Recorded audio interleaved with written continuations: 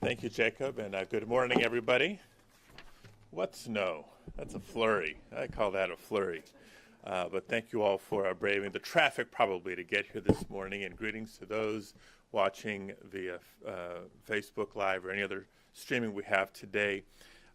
This is an important discussion and a timely discussion that we're having here this morning about election security in the age of misinformation.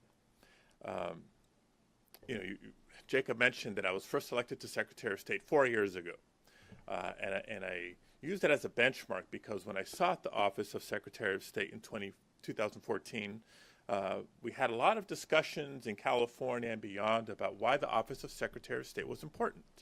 It's the office that can do the most to help increase voter registration rates.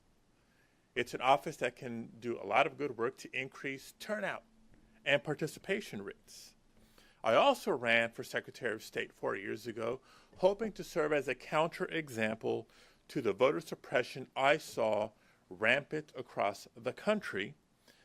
We see it in so many other states, especially, it happened before, but especially since the 2013 Supreme Court decision on Shelby v. Holder.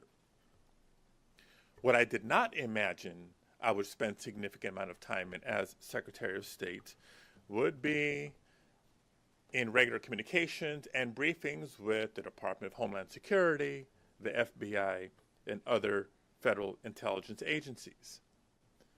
But then the 2016 election happened. And we've all become familiar with the terms foreign interference, election meddling, misinformation and disinformation campaigns.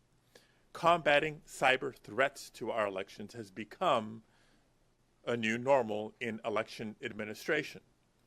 And while elections officials across the country have long had policies in place to help secure elections, the rules of engagement have fundamentally changed. But a lot has happened since then. We continue to strengthen our security measures.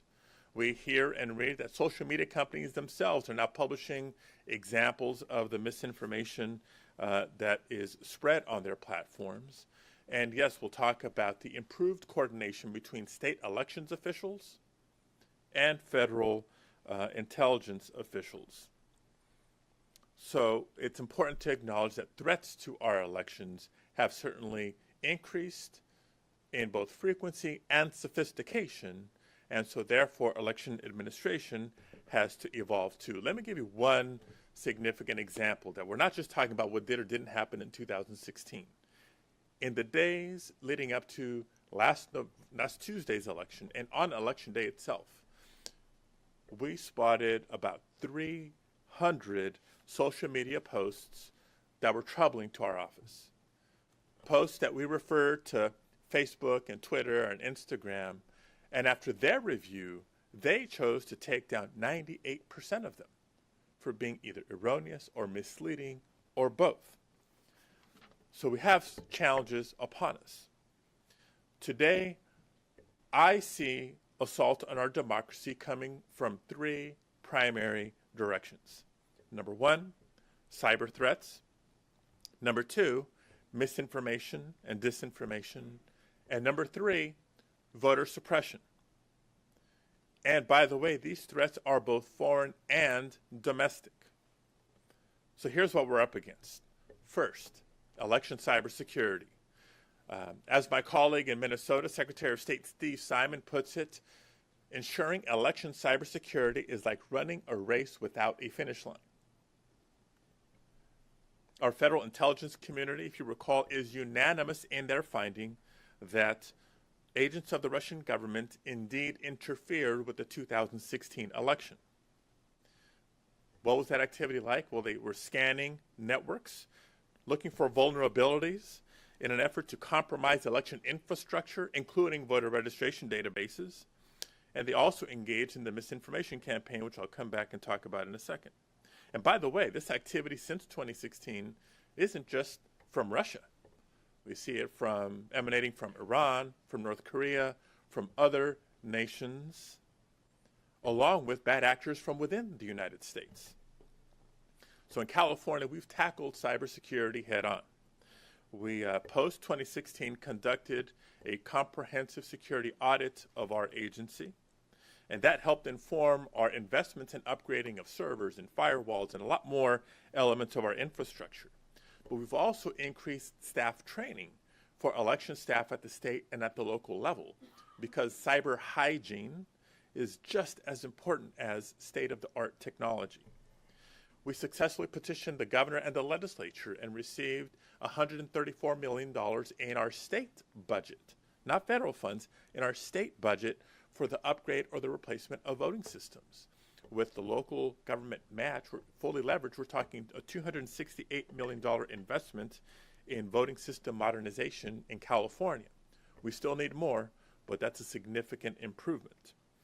And we received an additional $3 million for the creation of an Office of Election Cybersecurity and an Office of Enterprise Risk Management. We've installed a new Chief Risk Officer, a new Chief Technology Officer, and we've expanded cybersecurity communication staff. The second threat, misinformation. Misinformation is a cancer on our democracy. Documented foreign interference includes the spreading of this false information that seeks to sow discord and confusion amongst the electorate and undermine confidence in the election process. I mentioned the 300 posts that we referred to social media companies. It's in that context that we launched our Vote Sure initiative. As far as I'm aware, California is the first and only state in the nation so far to invest in countering misinformation campaigns. So what does our Vote Sure initiative consist of? It includes a public education initiative that we use to proactively promote trusted, accurate, official sources of election information on those same social media platforms, Facebook, etc. Our initiative targeted all Californians over the age of 18. We made 46 million impressions in the weeks leading up to Election Day, and we drove a lot of people to a new portal that we created, votesure.sos.ca.gov, where people can obtain official, reliable information on voter registration, their registration status, finding their polling place, and a tool to report misinformation if they came across it. We also piloted a new social media monitoring effort to identify malicious activity, and that was pretty successful. The third direction that I referenced, voter suppression. Voter suppression is a threat to our democracy, and the culprits are conservative leaders. I know this is a nonpartisan event. I'm simply being factual. The facts are the facts. We have a commander-in-chief who uses his platform to spread blatant lies about voter fraud in an attempt to justify a voter suppression agenda. His voter fraud commission failed last year, but his attacks continue. In the past few days alone, we've seen tweets suggesting that somehow counting all ballots in Florida constitutes voter suppression. That's wrong. It's wrong, and it's dangerous. And of course, these claims are made without any evidence, right? So let's be clear about something. Our democracy relies upon properly counting all ballots, every single one. And to suggest otherwise, it's irresponsible, it's dangerous, and it's corrosive to the foundation of our democracy. And then there's conservative governors, legislatures, and secretaries of state. Many who advance policies that aim to suppress the vote. We've seen activity in several states, but I got to tell you, Exhibit A is Georgia. Under Secretary of State Kemp, the state of Georgia has purged an estimated 1.5 million people from the voter rolls between 2012 and 2016 through their flawed exact match law. That's more than 10% of the state's voter registration. And the voters most impacted? African Americans. Georgia, in this election, also shut down 124 polling places across the state, primarily in high poverty, diverse communities just before the election, making it harder to even access the ballot box. And we all read reports on election day of the long lines, people waiting 2-3 hours to try to vote, while dozens and dozens of voting machines remained in storage. And even Georgia's election security leaves a lot to be desired. Secretary Kemp refused to upgrade their voting systems and irresponsibly continues to rely on electronic machines without a verifiable paper audit trail. And so that's why the race to replace Secretary Kemp is now in a runoff on December 4th, why that race is so very important. But folks, I want to tell you that the news isn't all bad. There is some good news to share this cycle, especially out of California, because while the leadership in Georgia may be trying to cling to the dark days of election administration and voting rights past, states like California and others are moving towards a better future. So for those of you who may not be aware, California, before voting systems can be utilized in California, we have rigorous testing and certification requirements to ensure that our infrastructure meets or exceeds our security requirements. Among those requirements, by the way, paper ballots. Paper ballots and a voter-verified paper audit trail. California prohibits our voting machines from being connected to the internet, so it will make it impossible to systematically hack or rig an election. And California requires each county to conduct a post-election audit after every election. This helps ensure both the accuracy of the results as well as the integrity of the results, which in turn boosts voter confidence. In the introduction, you heard about our milestones in voter registration. Through online registration, automatic registration, pre-registration, we've reached a record high 19.7 million registered voters in California.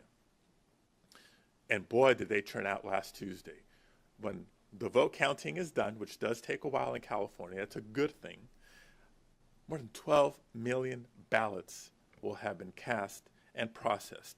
That's about a 60% turnout, the highest midterm election turnout in California since 1982. Coincidence? I think not. We've made registration easier. People are excited, but we're also making it easier to cast a ballot in California. 5 of our counties transitioned to a new elections model that we refer to as the Voters' Choice Act. So in those counties, here's how the election worked. A month before the election, voters automatically received their ballot in the mail. No excuse needed, no request needed. The ballot in the hands of registered voters. And you give them options for how to return the ballot. They can mail it back. They can deliver it to any secure ballot drop box anywhere in the county convenient to them in those weeks leading up to the election. But we have a lot of Californians who prefer that in-person option. And so we've also modernized polling places as we've known them to what I refer to as vote centers, where we allow voters to visit any vote center in the county convenient to them, not just on election day, but over the course of 11 days up to and including election day. Imagine that. You can vote early, you can vote the day of, you can vote by mail, you can vote near home, close to work, where you drop your kids off at school. And vote centers also offer what is commonly known as same-day registration. In California, we refer to it as conditional voter registration. If you didn't previously register to vote, show up, register, and cast your ballot. And more than 50,000 Californians took advantage of that opportunity. So we have a lot of good going on in California that we hope is the model for the rest of the nation. As Secretary of State, I'll continue to look for new ways to not just defend voting rights, but to strengthen voting rights and expand opportunities for eligible people to cast their ballot, because that is my job, to make it easier for people to participate, not harder.